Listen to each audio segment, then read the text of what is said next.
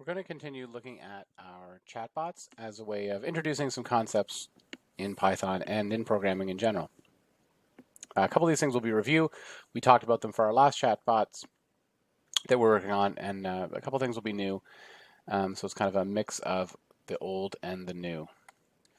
So this here, just to start as a kind of a sidebar, this doesn't have to do with our chatbots per se. This is a little bit of writing about Python. It's called the Zen of Python. It's interesting. It makes for a good conversation that we'll talk about in the future. But I thought I would show you. You can kind of pause it and read it. But it's kind of some of the ideas behind Python. Python's not a new language, but one of the things it was meant to try to do compared to something like Java or C++ was to be simpler and to provide some parts of the language that could do things in a more easy to understand, not just because it's easier to learn, but because if code is easier to understand, then we tend to make mistakes or we do things a little bit better. So you might see things that are really things we've already talked about a little bit, like simple is better than complex, or readability counts. In the something even down here that says, now is better than never, but then it says, although never is often better than right now, which kind of is just a little bit of a reference to, it's not often the best case to do something quickly as fast as you can, because then we end up making horrible code. So feel free to take a pause and read up on that. Okay, so a couple of review questions just to stop and think about. So our two questions here are, number one, what are two kinds of errors that we need to defend against? So we've talked about two kinds of errors. So what are two kinds of errors that we can defend against or try to defend against in our code? And question number two is, what does that strip function do? So strip, which is a function that belongs to our string objects. So there are your two questions. Okay, so just to review then the two questions. In the first one, what are the two kinds of errors that we can defend against? The first one is the first one are syntax errors. I'm trying to turn this on. Let's see if I get this going here. So the first are syntax errors, and so we said syntax errors are often grammatical errors. So they're the errors that Python tells you about, right? So the ones Python says, I don't know what this means because either the indentation is wrong, right? Or maybe there's no, it knows it's missing a colon and it expects that colon at the end of a function definition, right? No variable. Sometimes this is just a typo, right? You make a variable and you set it like the user choice, but then later when you go to print it, you spell user choice wrong. And Python right away says, hey, there's nothing called that. Those are all syntax errors, things that typically break Python or break any programming language. The other one are semantic errors, right? Semantic errors are meaning errors. So these are the things where you do something out of order, right? So they're problems of meaning. Like I said, often there are problems where people do things in the wrong order. They give Python the right instructions to perform a calculation, but the calculation's wrong. So an example might be a program that's calculating Pythagorean theorem, and you end up forgetting to square, one of our inputs, or like the A side or something. So the Python will let it run, but it doesn't actually accomplish the task we want it to do because it's just wrong code. And the second question was, what does the strip function do? So it removes or strips out, removes characters. So it removes all of them. So it goes through the string and it goes looking for all those characters that you gave it in the functions or as the parameter. So when you say strip, on a string, and then you say something like a period or an exclamation point, and it's going to look through whatever string you sent that onto, and it's going to look for and remove all those things out, and returns a version that doesn't have them.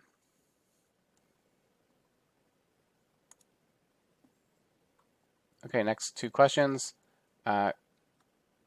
So what could be wrong with this code? So if reply.lower.strip space equals good. That's question 1. And the second question, the next line, where it prints good. So what could be wrong with this code?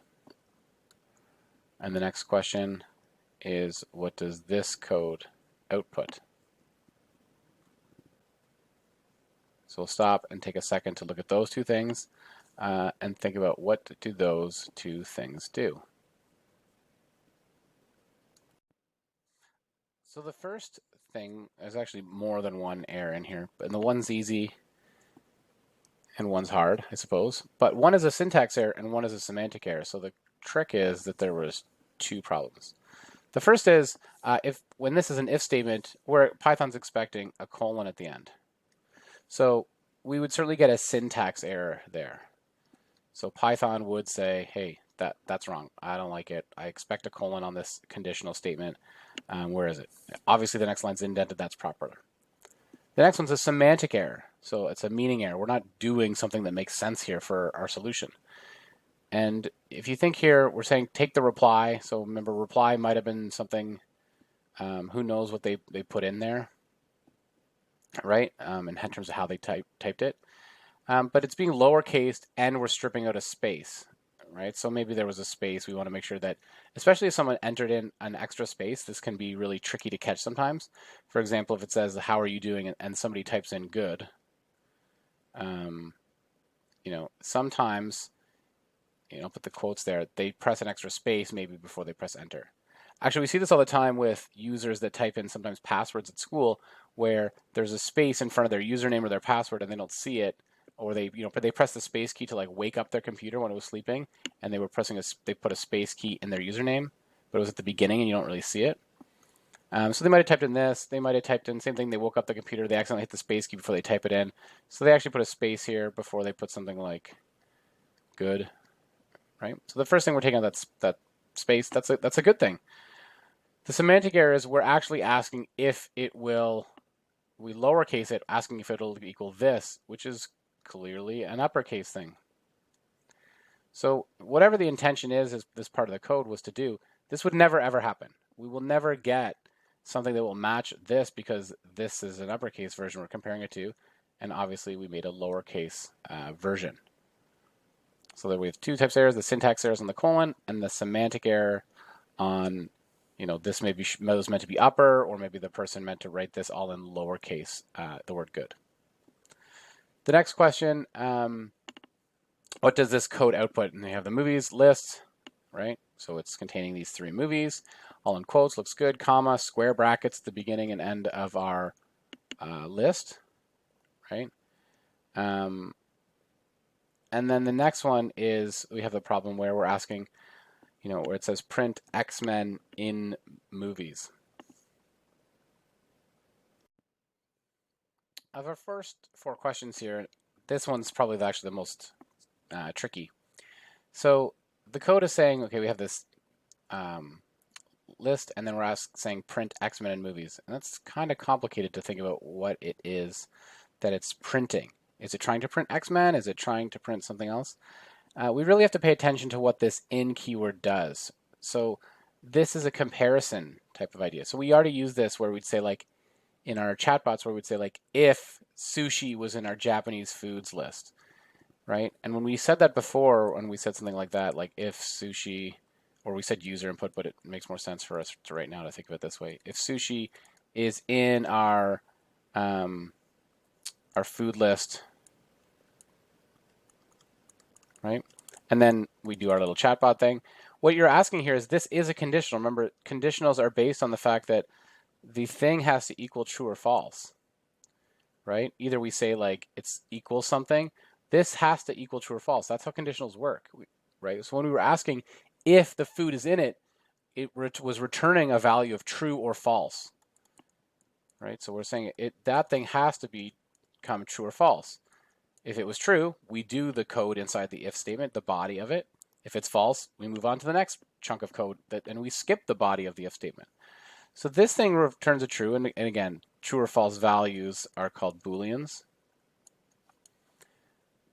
So this thing actually returns a true or false value. So X-Men in movies will actually print out, it will return, or print, sorry, the word false. Because X-Men is not in the movies, because that's a capital X and that's a lowercase x. But the trick here is that most people, and it's not a trick, but the catch is most people are thinking that it probably is whether it prints X-Men or not, or how is it going to print a lowercase version, the uppercase version. When the thing we have to remember is this is actually a conditional that X-Men in movies.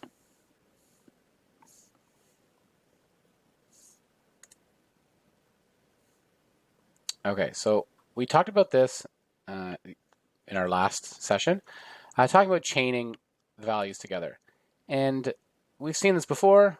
This is pretty much the example we looked at before, where we take a value where we get the input, lowercase, and strip it all at once. And so we didn't do it exactly with the input together. So this is kind of three things together. These are three functions in a row, right? So we do have these three things going on that are all kind of like one function applying on the result of another function on the result of another function. So when we take a look at this, it's kind of a thing of what does this do? In code, there's kind of two orders of operations. One is brackets, like inside outside, just like math, where we do the inner brackets first. When we talk about doing this, it's a left to right thing. So what this is going to do is essentially we're going to get the input. So we would get the string from the user, and then we would apply the lowercase version thing to it.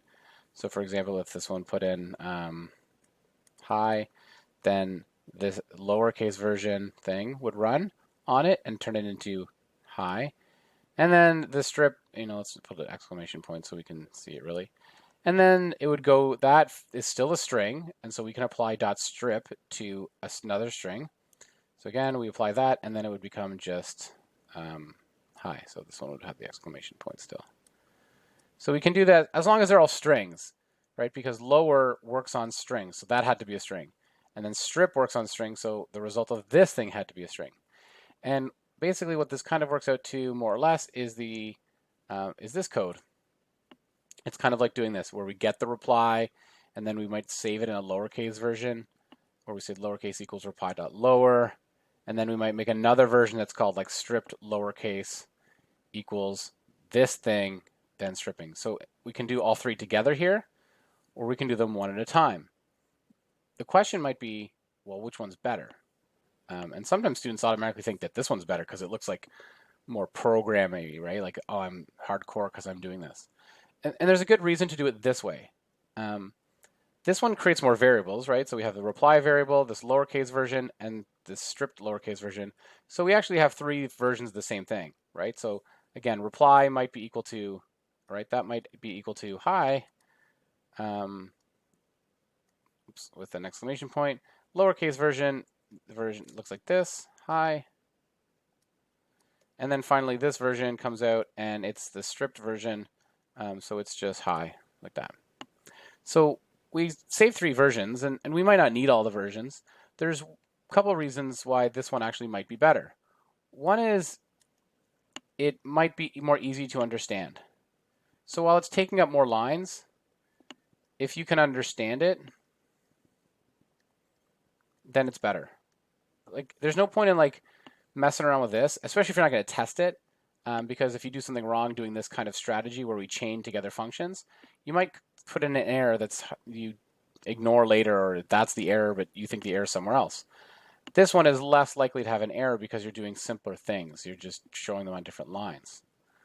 The other reason that this might actually be better would be that if you need the original. Now, our chatbots maybe aren't good examples of this because our chatbots, we just are taking sometimes the user input to search for a response, or we take their user input to kind of regurgitate it back to them to make it think that the robot's actually caring and listening. But we might want to keep this version. We might want both. I might want this in order to like search in a list or determine what kind of response I have, but I still might want this for something. We see this in other types of things, especially with numbers and values where we want to keep the original, even though then we take that number value and we calculate something with it. We don't want to lose it. So in this one, there is no going back. When we get the reply and it does these three things chained together, reply only is this. We only have one variable holding one value.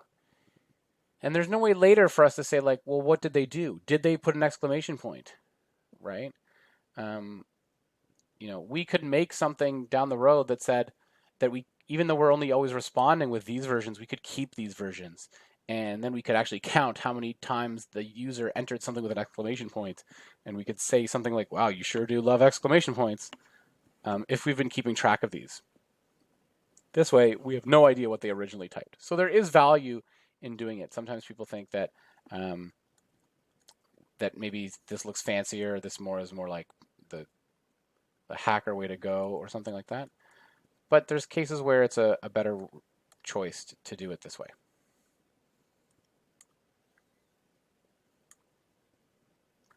So we talked about this already. We're basically going from left to right, the way we read. We get this thing and it gets called, then it passes as the input to this. So whatever this is, that's what this function operates on, and then this function operates on that thing. So you can see here some of the strip examples. So chained together where the person is putting in this Princess Anna as with a 2 exclamation points, and we can see that the results of putting them together are what we would expect to see, right? Take off the punctuation and lowercase it, or uppercase it, or something silly like lowercasing it then uppercasing it, right? So again, this one would be Princess Anna. We take off the exclamation point, so now it would look like this, but just minus these. Then it would look like this because we lowercased it. And then we're going to uppercase that, which means it would become the one that it is, the fully uppercase. Again, no punctuation. And so that doesn't make much sense. And then you can see the reverse lower. And we can do with only one, just the one without any strip function applied at all. So we see this kind of, not this, obviously, because that's silly, but we see this kind of thing. Sometimes it becomes things that are pretty common because they're like a common thing we do for, like, taking certain operations kind of go together. Often they become commonplace. So we see it more often than not.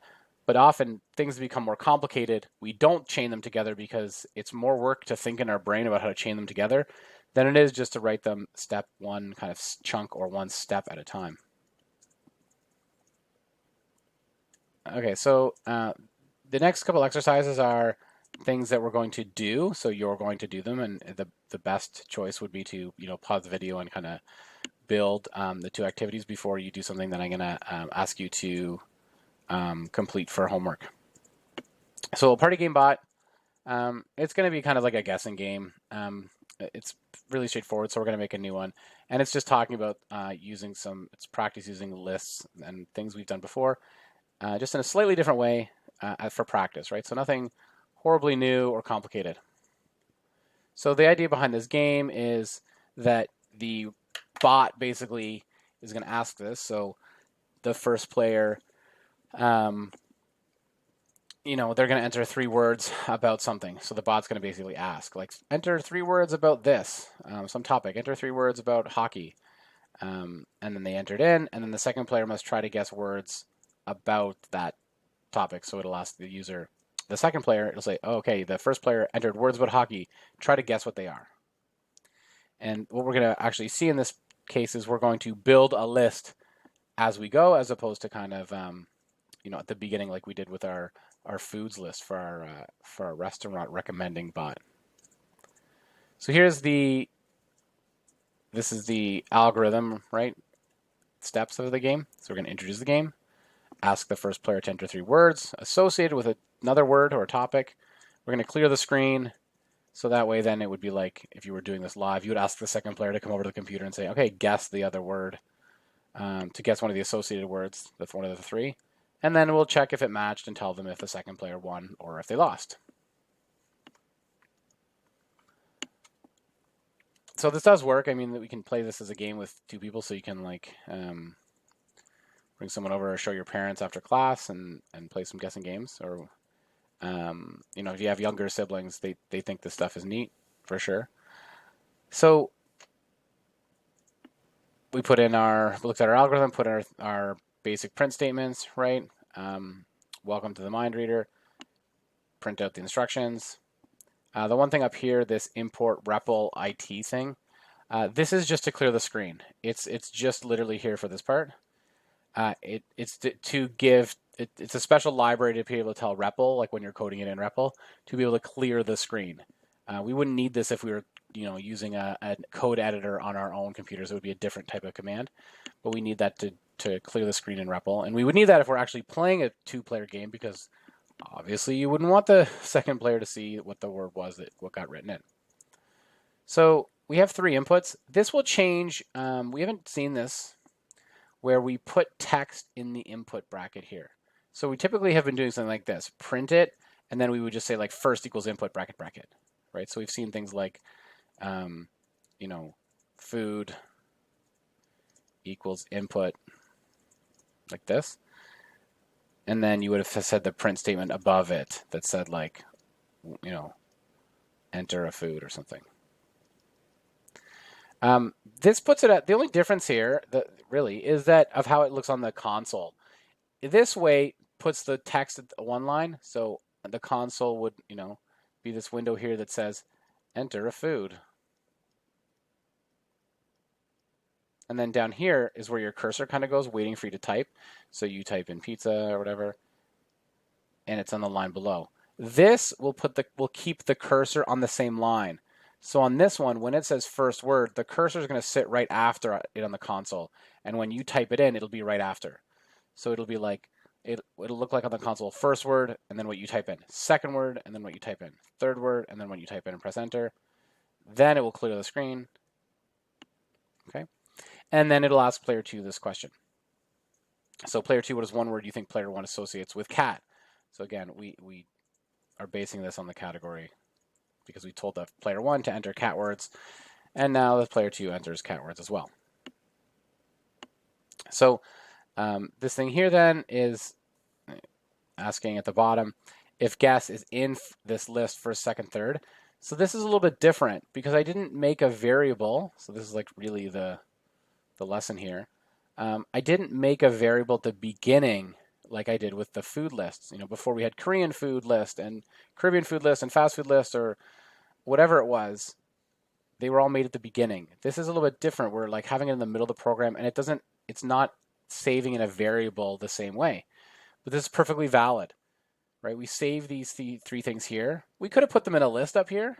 We could have made a list here, but just for the purposes of showing you that you can in fact do this, we're saying if guess, which is what the player 2 put in, is in first, second, or third. And remember, that is a conditional statement. Guess in this thing is a true or false resulting thing, right? That becomes true or false.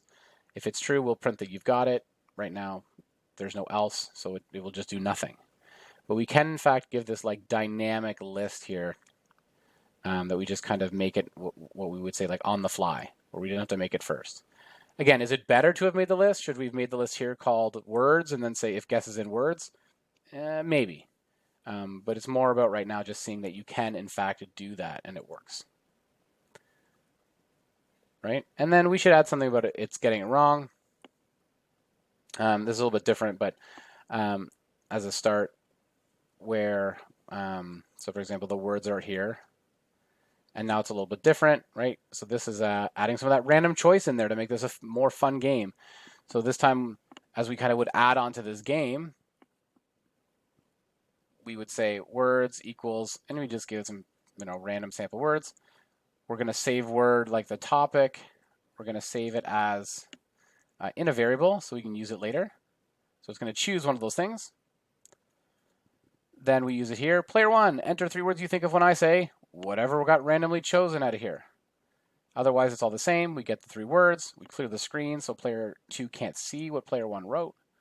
And then we ask again, player 2, what is one word you think player 1 associates with? Again, whatever word was. And then we get their guess. And again, if the guess is in here, you print you got it. And we would add something else extra. So I do want you to take a pause here and code this. You can pretty much just copy it out, just so we can continue to play around with some of these things and see some of the maybe an error that comes up. Sometimes we're trying to avoid errors, but making them is important because it helps us learn, on easy steps when we get an error like a careless or a simple error. It helps us when we get into harder programs or harder problems. When we see that error, we know what it means. Okay, so take a pause here on the video and code yourself our MindReader game bot here.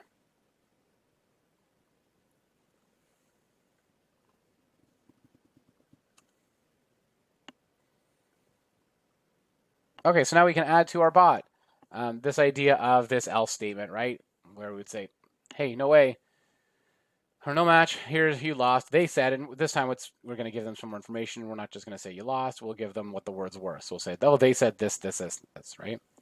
It's not going to be perfect. I mean, it's spelling mistakes, right? It's, whether they put in punctuation. We didn't strip any of their inputs, right? In case they did put punctuation, we didn't lowercase their inputs. Those are all things we probably should do, right? Especially if we're playing a game. Like whenever we use humans are the hardest thing about software sometimes is because they're unpredictable. So if we're trying to make this a little bit more robust, right? When we talk about adding robustness to a program, especially with user input, that's the kind of thing we would add. Let's, lowercase these things. But the next thing we're going to work on is, okay, how do you play this game multiple times? Right now it's just once. It's one round, and then you could restart the game, and because we have this randomness, it would restart with maybe hopefully a different word. Although technically it could be the same word because it's random. So you don't know which one it's going to choose. It could randomly choose house in back-to-back runs, right?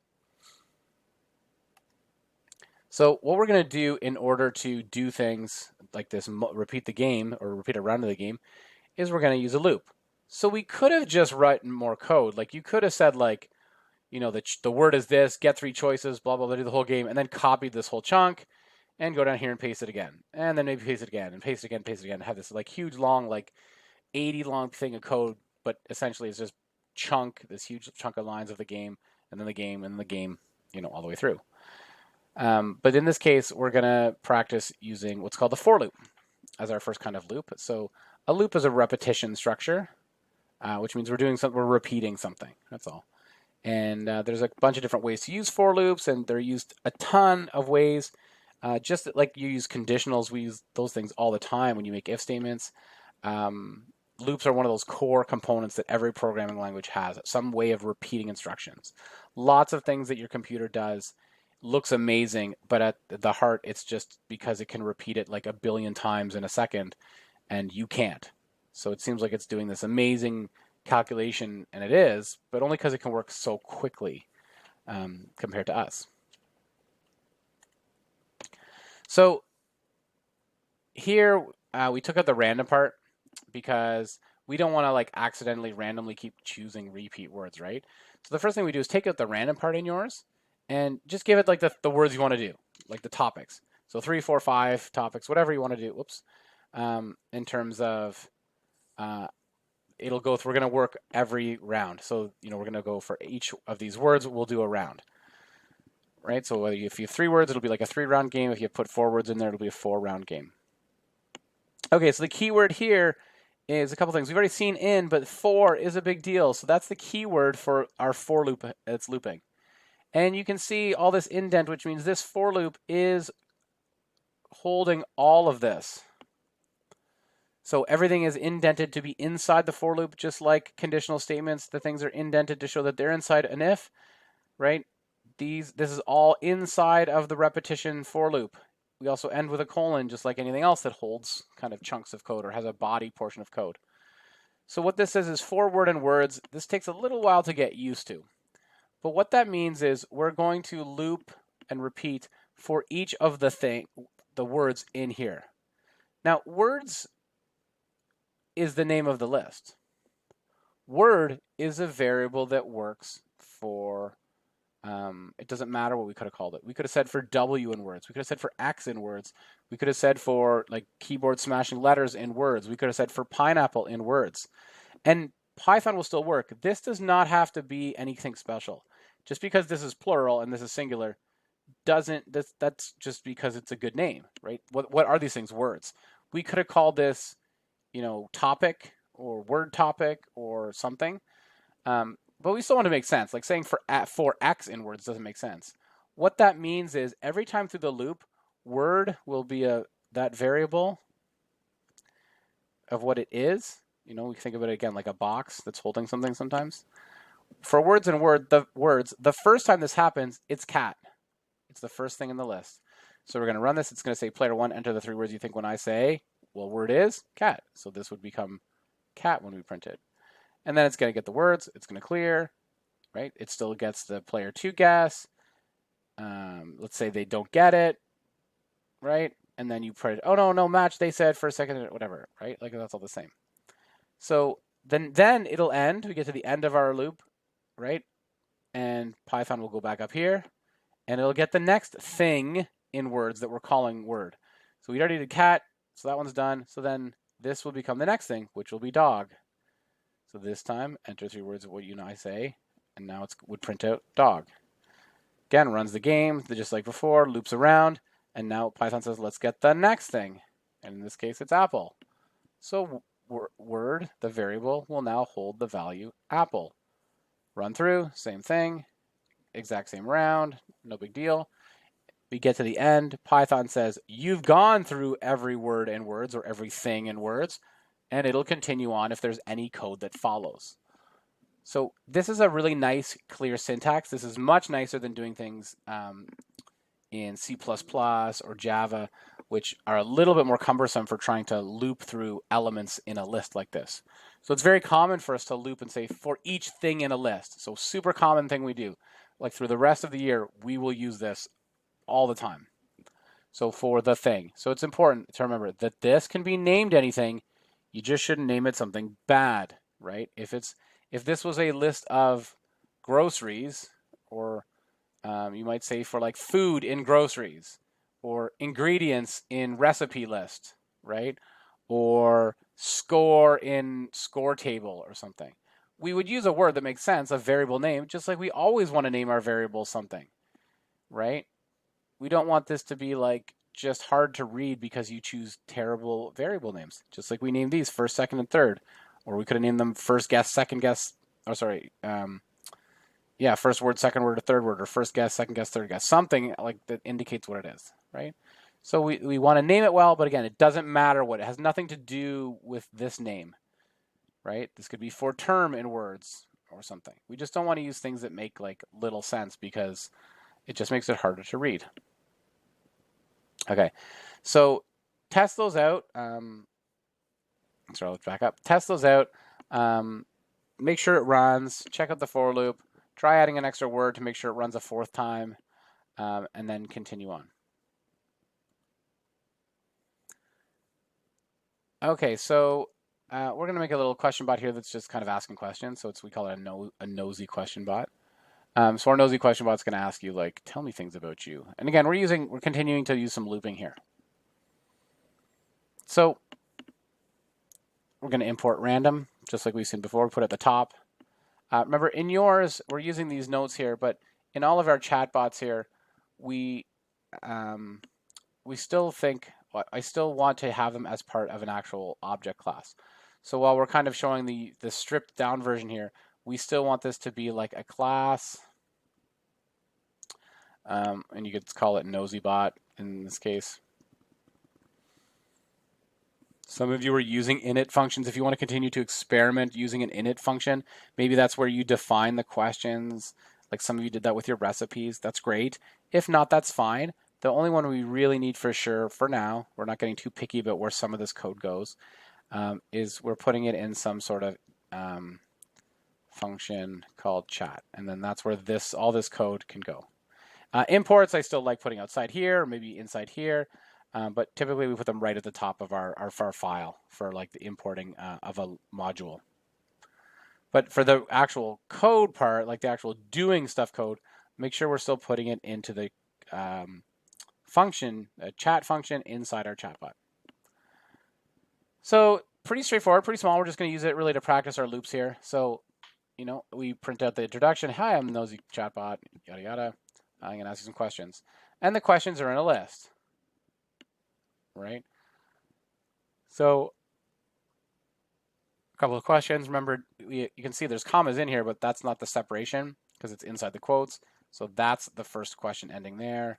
That's the second question ending there, the third question, and the fourth question. And we're going to make a responses list for the chatbot to give a response like, I'm listening to you. And that's the part that's going to be random, what they say, or what the chatbot says. So here we are with our loop. And again, we're now looping through the questions, right? So for question and questions, again, very typical and classic way to do it in terms of this being the singular version of this thing.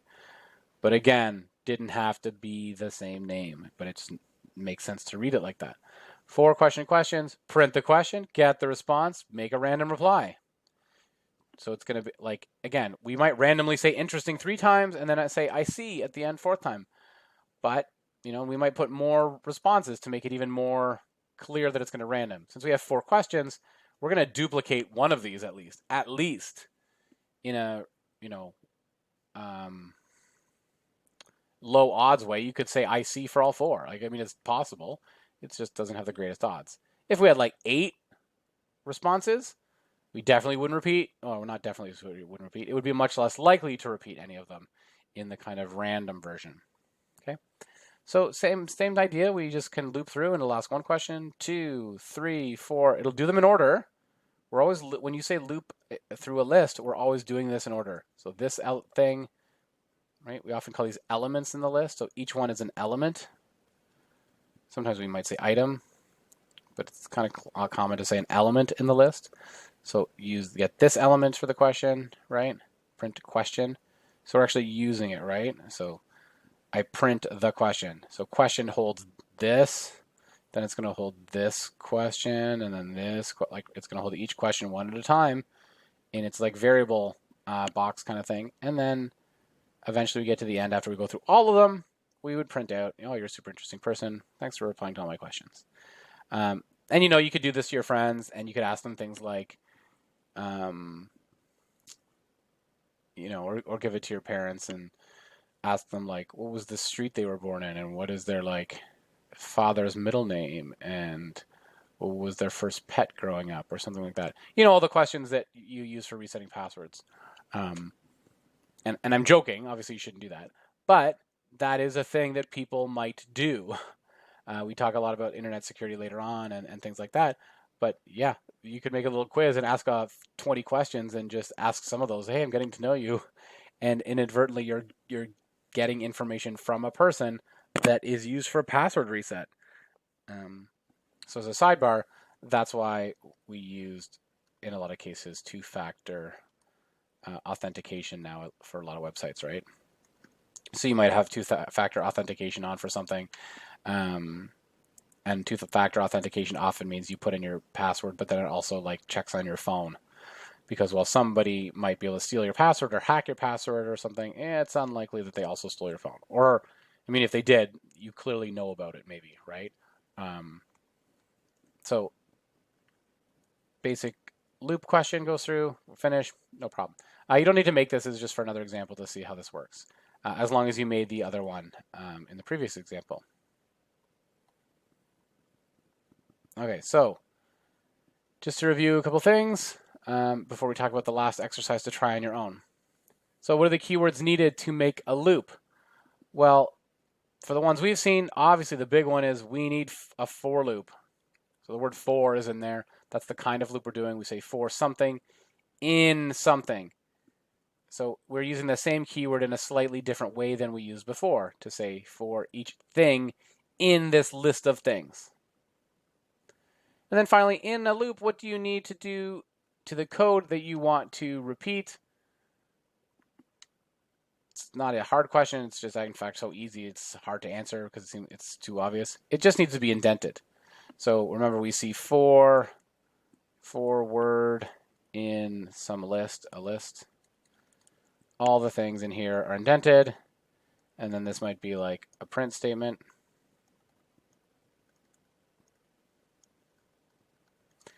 This is the part that's going to get repeated. And then when we run out of things in the list, we exit it and continue on with the rest of the code. And our final question, true or false methods or functions can be changed from left to right. And the answer, hopefully now we've done it a bunch of times, is that you recognize that it is in fact true. So we've seen the ones where you said reply, or that's the example we used. reply equals input. We still need the brackets. Remember, we still need brackets of the function dot lower. And if we want to continue like dot strip dot whatever. So you can do it, and remember, doesn't mean just because we can doesn't mean we should. I think that's what Jurassic Park, the original, taught me. Just because we can do something doesn't mean that we should. Thank you, Dr. Malcolm. All right, so the next thing for us to work on for today will be writing a bot here. Another bot, right? So we got lots of practice keeping kind of in the same framework. When we write this bot, remember, we still want it to be a class. So we're still making a class, some kind of bot, and putting your work all in one function. Okay, so I want to see, I can't make you, it's hard to make you because we're not submitting this first, but try to work out the steps first. So I want you to plan your bot first. So you have been doing bots where I've been telling you what to do, or you're kind of working on a sample and you're kind of just copying, which is fine. That's, that's important at times to learn. So now we want to plan a chatbot on something. Okay. So you can choose what it's about. I just need it to be a loop. So you can kind of combine a previous idea, a previous chatbot we worked on. You can start with a new chatbot for a topic. It could be about sports, about food, about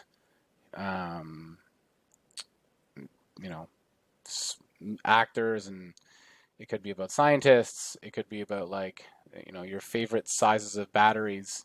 I don't care. But I want loops. So I want a loop to kind of repeat the questions of some degree. So if the questions are like listed in a list, right? Where you have questions, and we're going to say for each of those questions might be one of them. And you have like whatever question 1 is, question 2, and you're going to loop through all these questions. They could all be around a theme. They could all be different, as long as we have a loop. We want to at least use 2 string methods for robustness. Remember, robustness are things that make our program work, let's say, more often. They are more,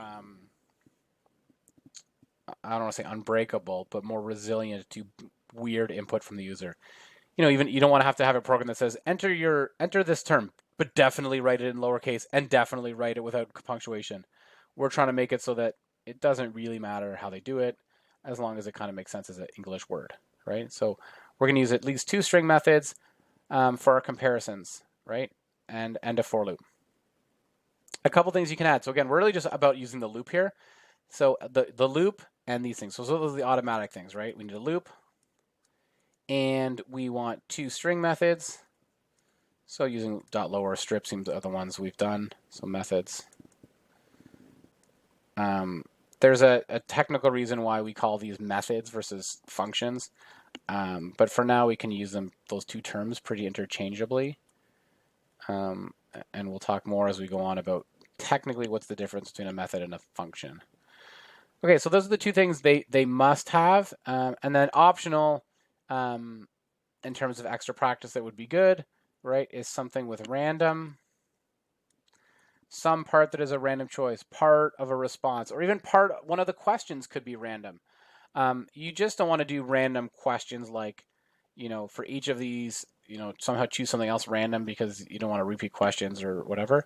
But random would be a good one, certainly to add as like an optional thing. Where the loop implies that we're using lists. So that's already like kind of in here. We're using at least 1 list because we're doing it there. And if we add a randomness, we're probably going to add another list as an option in terms of what are the random things that you are asking. Okay. So again, it could be on anything as long as it has these loops and we practice those skills.